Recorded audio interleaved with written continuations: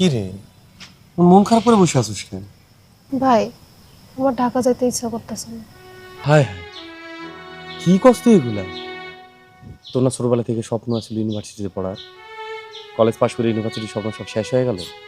ইউনিভার্সিটির স্বপ্ন শেষ হয় না, কিন্তু কোনো কিন্তু না, তুই তো স্বপ্ন পূরণ করবিই করবি। এই বাড়ি আর তুমি করে ছেড়ে যাইতে ইচ্ছা করতেছে না।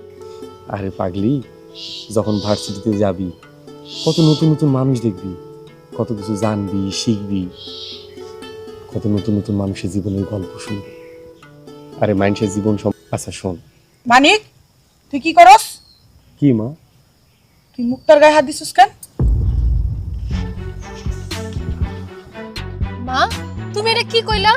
ভাইজান তো আমারে এই চুপ, একটা কথা কবি না। তার আগে ক মানিক, তুই ওর গায়ে হাত দিছিস কেন? এখন বড় হইছে না? বড় হইলে কি ভাই বোনের সম্পর্ক পাল্টাই যায়?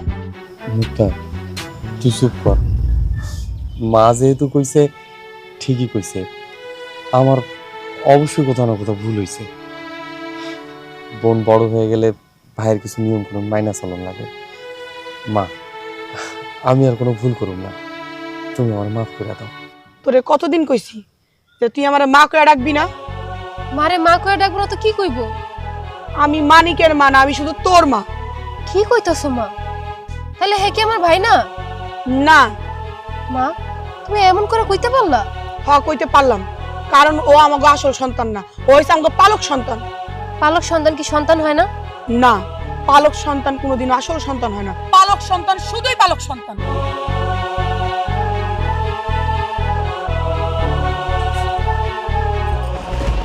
ও ভাই, তুমি মার কথা কিছু মনে করো না। মা যাই কো, তুমি আমার ভাই, আমি তোমার বোন। ভাই, ভাই এদিক তাকাও, আমি তোমার বোন, এদিক দেখো।